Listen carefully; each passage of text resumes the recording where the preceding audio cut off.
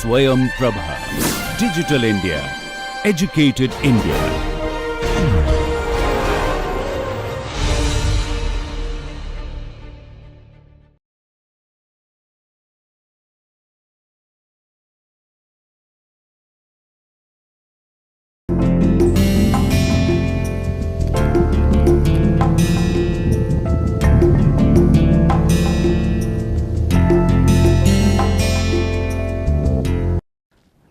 Now continuing to talk about Immanuel Kant's moral theory, let us go ahead and see where does he ground his moral theory. Now, he grounds his moral theory on the notion of the good will. This is the starting point of Immanuel Kant's moral theory. Now, I quote from Immanuel Kant himself: "There is no possibility of thinking of anything at all in the world, or even out of it, which can be good without qualification, except a good will. Intelligence, wit, judgment, and whatever talents of the mind one might want to name are doubtless in many respects good and desirable, as are such qualities of temperament as courage, resolution, perseverance. But they can also become extremely bad and harmful if the will, which is to make use of these gifts of nature and which in its special constitution is called character, is not good. The same holds with gifts of fortune, power, riches, honor, even health, and that complete well-being and contentment with one's condition, which is called happiness, make for pride and often hereby even arrogance, unless there is a good will to correct their influence on the mind, and herewith also to rectify the whole principle of action and make it universally conformable to its end. The sight of a being who is not graced by any touch of a pure and a good will, but who yet enjoys an uninterrupted prosperity, can never delight a rational and impartial spectator. Thus, a good will seems to constitute the indispensable condition of being even worthy of happiness." This is from excerpted from the Groundwork for the Metaphysics of Morals. Now, this, as we come across, is the foundation of Kant's moral philosophy. Now, till now we have been talking about consequentialism, about utilitarianism, hedonism. Most of the places where we find that, well, there are certain non-moral consequences that are brought forward by acts, and that decide on the moral parameter of the act in question. Now, Kant here makes a break in the tradition and tries to find a moral grounding that is atomic, that is fundamental, that is axiomatic. We talked about how Kant tried to, what were the objectives of Kant. In retrospect, we can see the picture that Kant wanted to paint was where the entire frame of morality laid to rest on rationality. Now, that was a very difficult position to keep, because this was a time when Kant was predominant. At the time that was Kant's time was filled with religion, with societal, with traditional values as being the source of values. Now, can tradition be the source of values? The customs and the rules that have been coming out, are they going to be the rules of the current system, or is there going to be something else? As we talked earlier, that Kant wanted to cleanse his system, he wanted to clean the moral system of all external evidences or of all empirical evidences, and wanted to ground it on rationality. Now, he introduces this notion of the good will. Now, what is the good will? The good will seems to be that whenever all conditions, all capacities, all potencies in the world are however desirable or undesirable they be, are by themselves not good without any qualification. That is, we require certain qualifiers to make it good. Let us say a strong human being, a physically well built strong human being. Now, is that strength a good thing or a bad thing? Is qualified by how that person uses his strength. Does he use the strength to bully others? Does he use his strength to assist others in need? Now, this entity called the goodwill is what makes a difference to all other properties in the world. That is what Kant is trying to bring to light, that nothing inside or outside the world is good without a qualification. So, everything is good or bad depends on certain qualifications except the goodwill. The goodwill is the fundamental atomic goodness that we see. Now, Kant gives looking at the slide, we see that Kant gives certain examples of character, power, riches, honor, even health and complete well-being and contentment. So, he even talks about courage, resolution, perseverance. That whatever these qualities are, they are good or bad depending on the goodwill.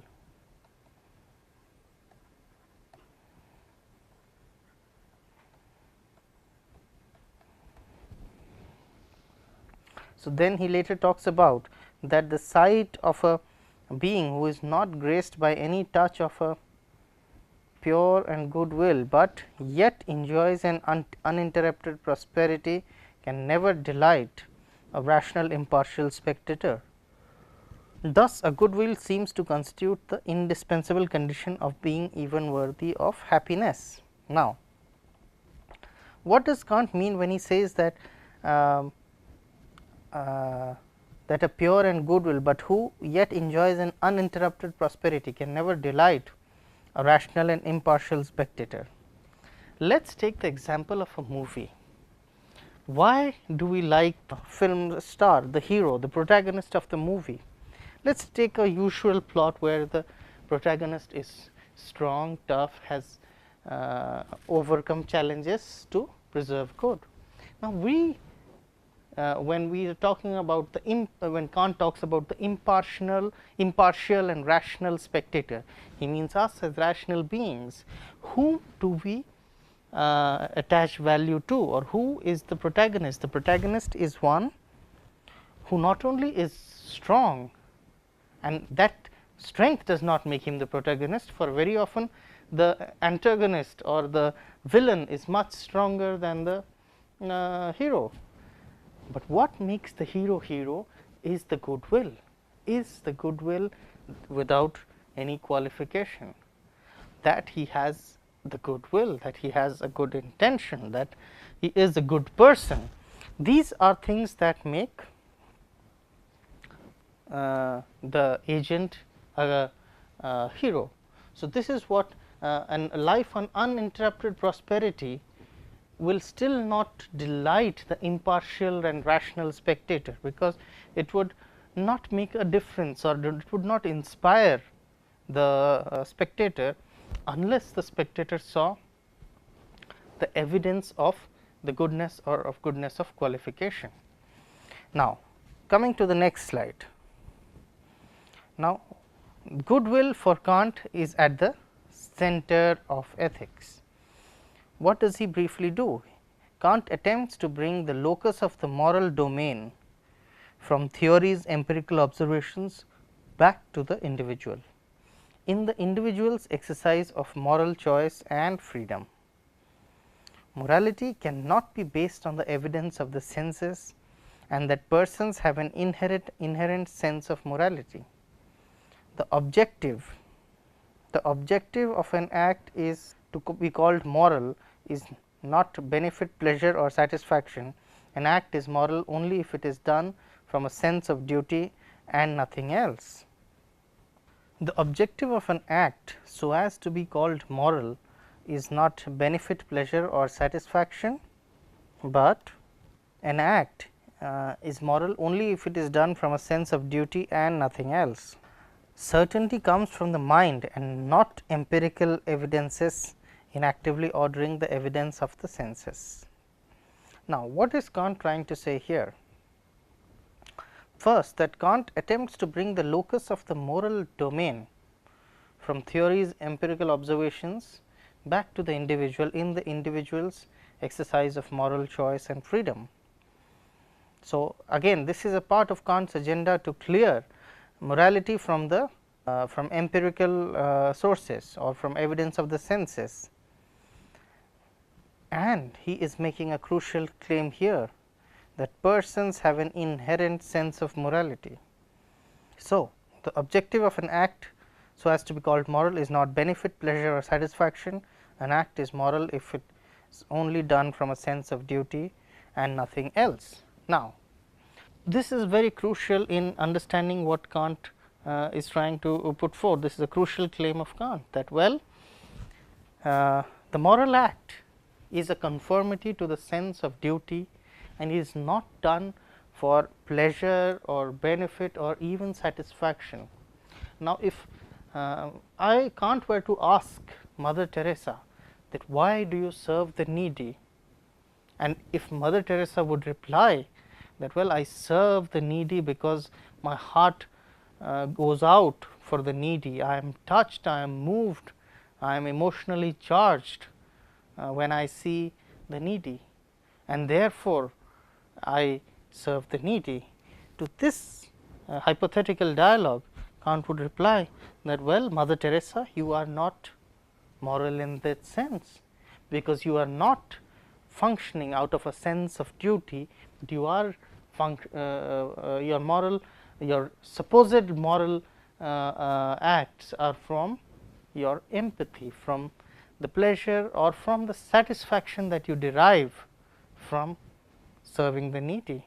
It is not from a sense of duty, it is not a cold, calculated, dispassionate sense of duty, rather it is a warm feeling of affection, oneness and mercy that is prompting you to action. So, that makes your action less, that strips your action of its morality. So, the sense of duty is non-negotiable. The sense of duty is the only source of action.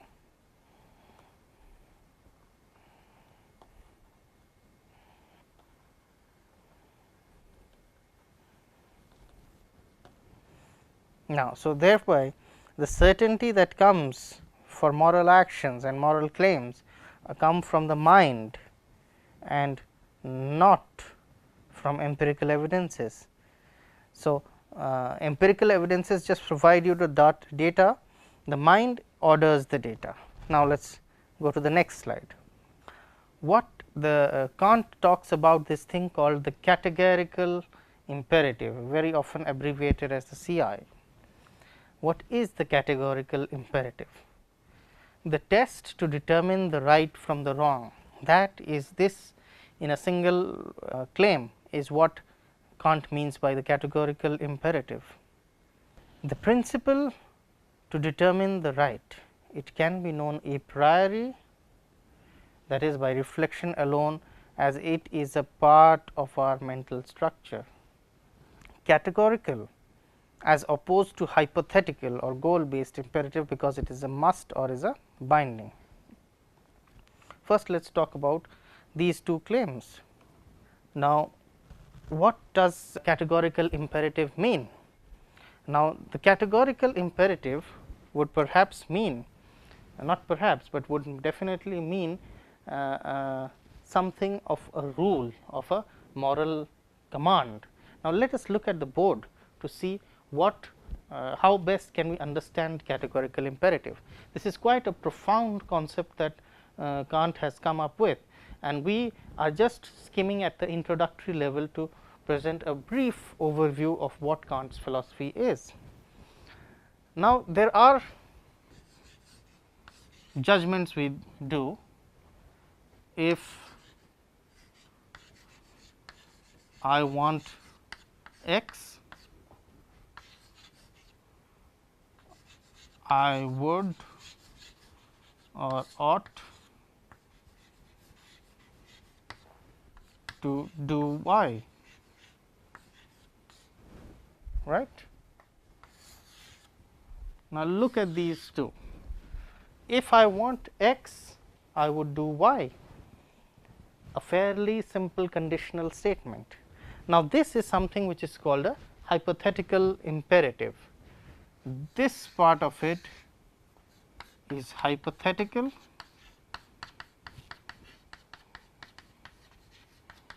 and this part of it is an imperative or a command.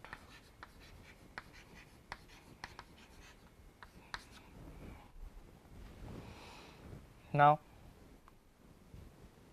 this is basically the structure of most moral judgments or most policies, maxims that we have in our lives, that well, we want something and to achieve that we do certain things. So, I want x and I ought to do y to get x.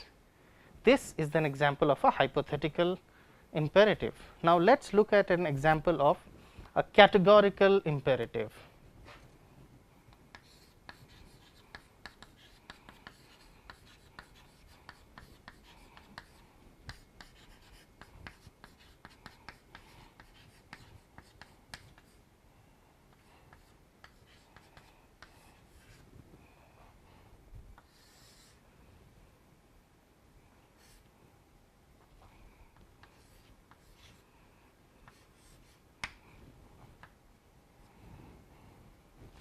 Well, it is something like an absolute moral command which just says do z.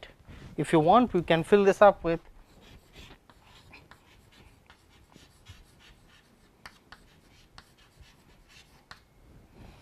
no matter what.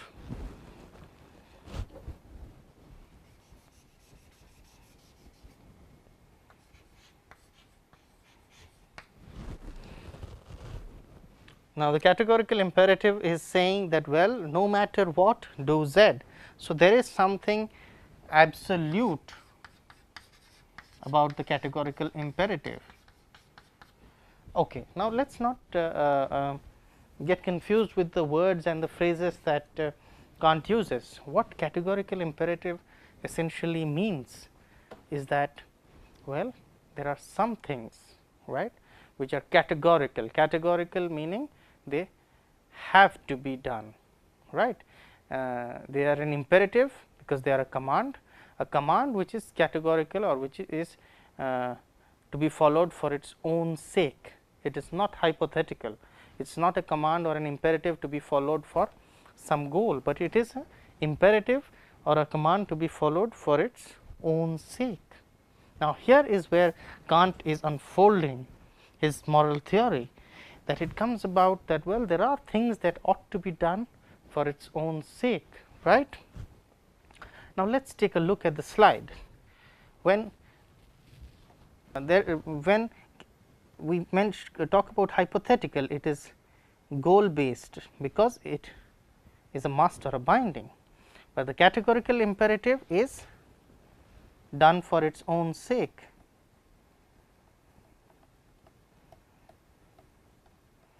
Now, let us look at Kant presented three formulations of the categorical imperative. The first formulation reads, act only on that maxim which you can at the same time will to be a universal law. Now, this is a small sentence, but which puts forth the first formulation of the categorical imperative. It says that act only on that maxim which you can at the same time will to be a universal law. Now, what does it say? Well, what does a maxim mean? A maxim is a subjective principle of judgment. Let me write that on the slide for your clarity. It means a subjective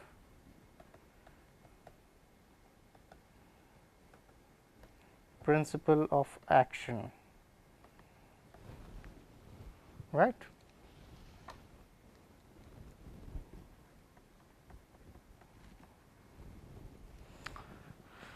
Okay. Act on that maxim or that subjective principle of action which you can at the same time will to be a universal law. Now, let us say what these are words that we are using, categorical, imperative, maxim.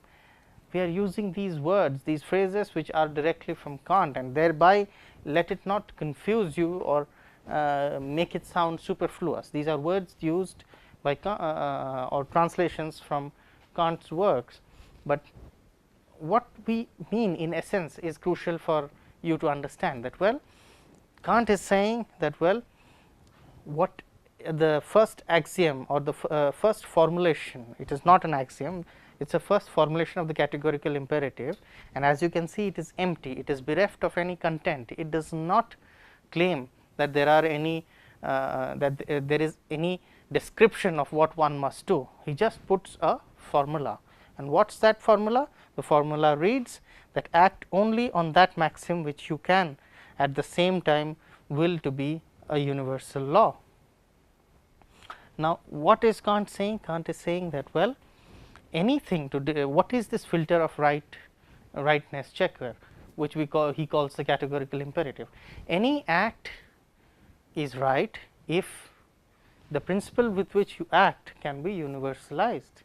That is, if you are okay being the recipient of the act rather than the doer of the act, then or you the act is right. If you are okay if the maxim or the subjective principle of action is generalized, is universalized, is everybody starts following that, if is that okay with you? He gives a rather interesting example. He takes this example of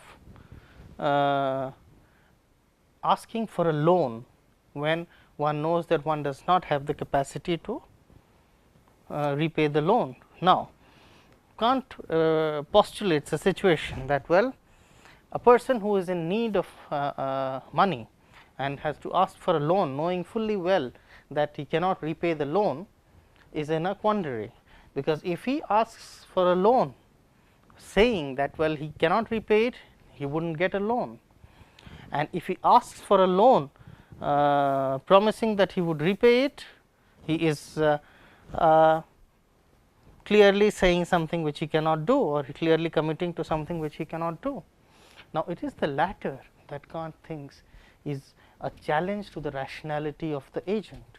Now, if the agent assumes that he is able to fool the one who is extending the loan and commit a repayment, whereas even while the time of accepting the loan he knows that he is not in a position to repay, then that person is guilty of not just breaking a promise, but of being irrational, of not being a rational human being, of belittling his rational human agency.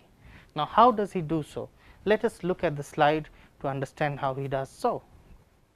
Well, now an ununiversalizable maxim is involved in the contradiction of will. Now, this is a term that we need to pay attention to. Well, what Kant means by contradiction of will is the difficulty or error arising from breaking one's commitment or breaking, or more accurately violating the categorical imperative. Now, let us look at this case that is put on the slide. X makes a promise and X violates the promise when suitable. For by the very act of making a promise, X, let us look at this example. X, let us say X makes a promise and X violates the promise when suitable. For by the very act of making a promise, X does something. say P, and then by violating it he does when suitable does something which can be termed as negating P. Now, X asserts P very well, knowing that she or he would negate P later. This is the contradiction of will that Kant points out. So, let us look at this. What is wrong with the contradiction of will, or what does Kant mean by the contradiction of will? Now, the categorical imperative is a binding or is a sense of duty that comes to us from our own rationality. It is not something which is enforced by anybody else. Let me make it simpler. Well, when you feel that there is something that you must do no matter what, that it is your duty to do that particular act, then you are functioning from a sense of duty, which in certain interpretations could be the categorical imperative.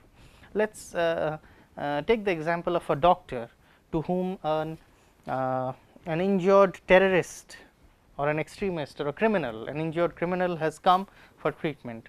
Now, the oath of the doctor is to provide treatment to any patient or any victim or any injured who comes to him. But knowing this, that well, if he does extend treatment to this particular patient of his, there might be more harm than benefit to people at large, for the patient is none other than a criminal who is most likely to do something wicked or evil if he is rendered back to his health. Now, what does the categorical imperative here say? The categorical imperative is your sense of duty. It is, well, what you would like to be done to you. If you it is like the religious adage that do unto others what you would like others to do to you. Now, the categorical imperative here would be to do what you what is your call of duty. Now, look at it on the slide. Now, when X is asserting something that well, you should do this, or he makes a false in this particular case of loaning, he makes a false promise that he can repay the loan.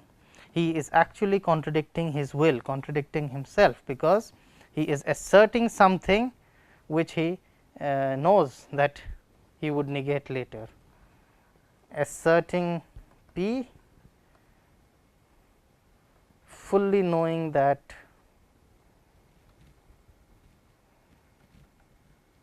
it would be negated later.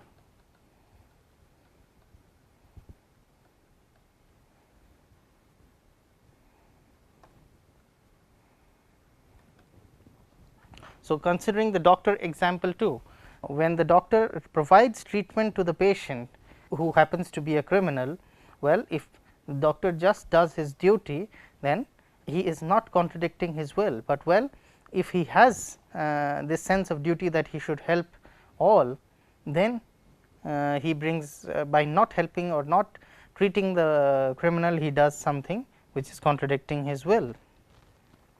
Now, there have been other formulations of the categorical imperative. There are three formulations that Kant has come up himself with. Now, notice that all these formulations or of the categorical imperative are bereft of any content.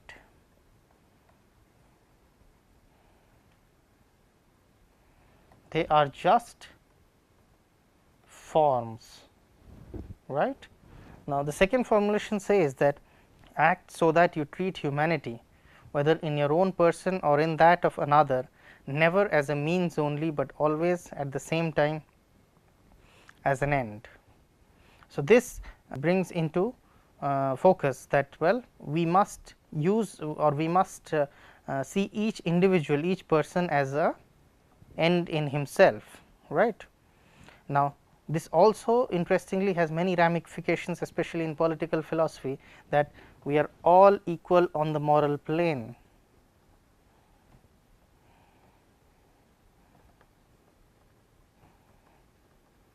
This is the claim that is coming out from this formulation.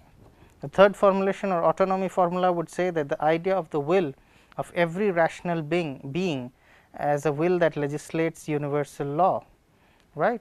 So, that we are all autonomous. Now, we need not go in further detail about these formulations unless until we would like to make a specialized study of Kant. Now, coming to the next slide. Now, it is rumored or it is said that, well, Kant, being a bachelor himself, had a manservant of sorts with him to look after his daily needs, and they both loved each other, and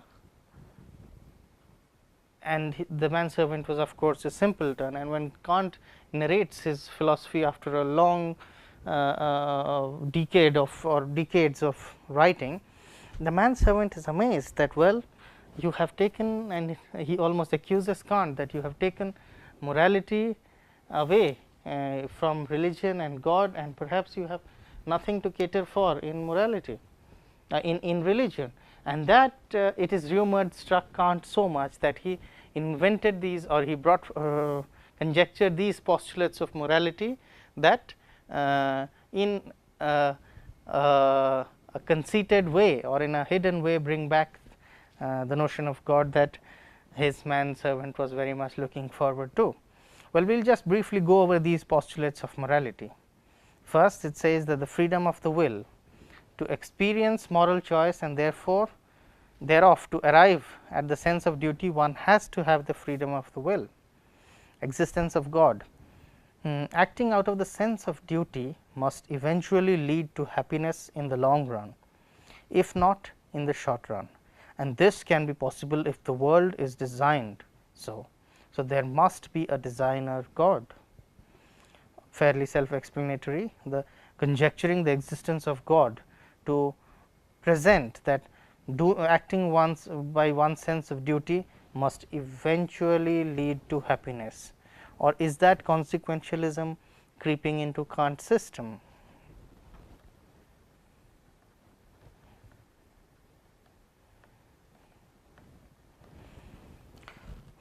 Now, and the third one is the immortality of the soul. Acting out of duty may cause harm and pain in the short run.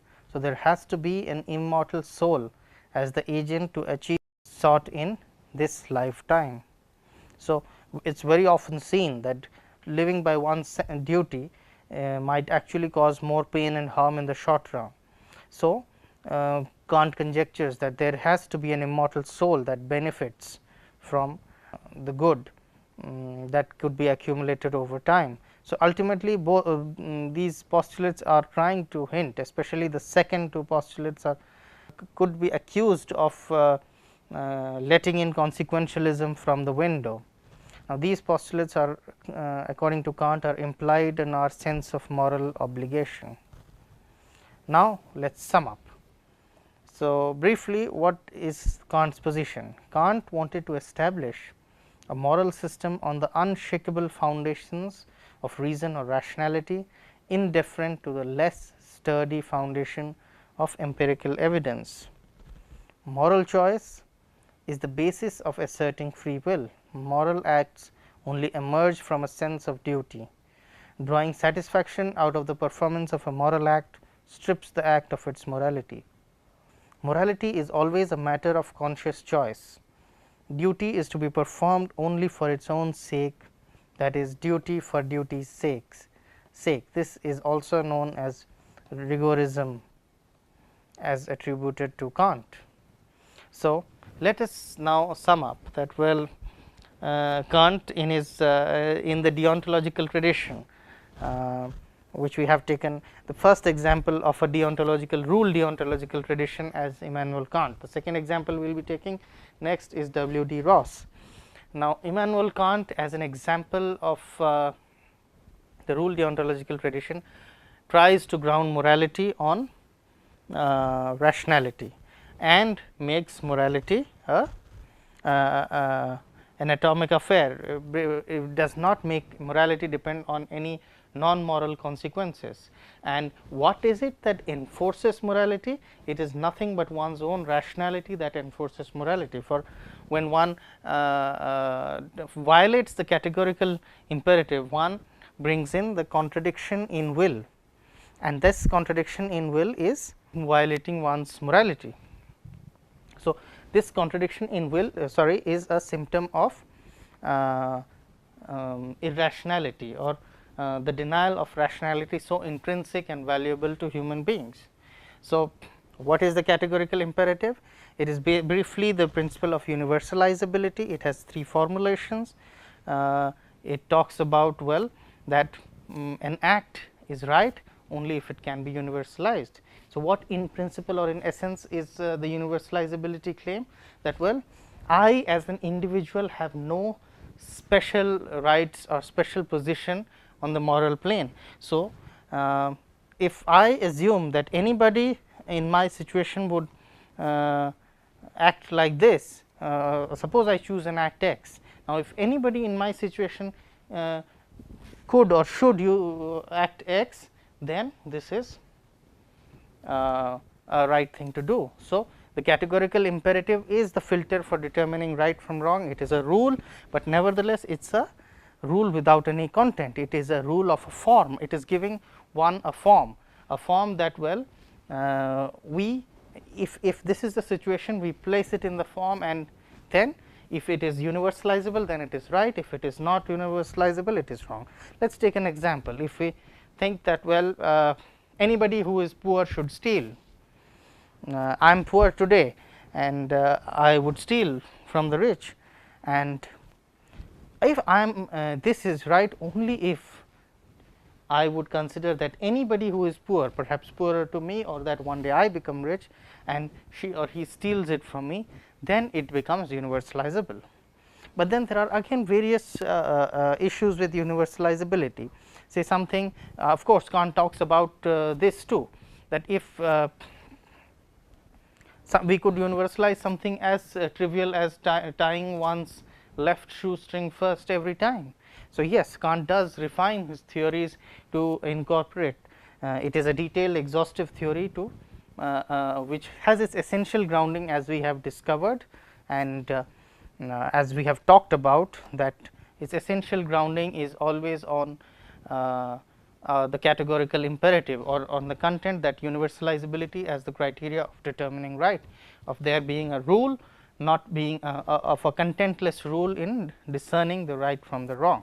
With this, we come to an close of our discussion on Immanuel Kant's moral philosophy.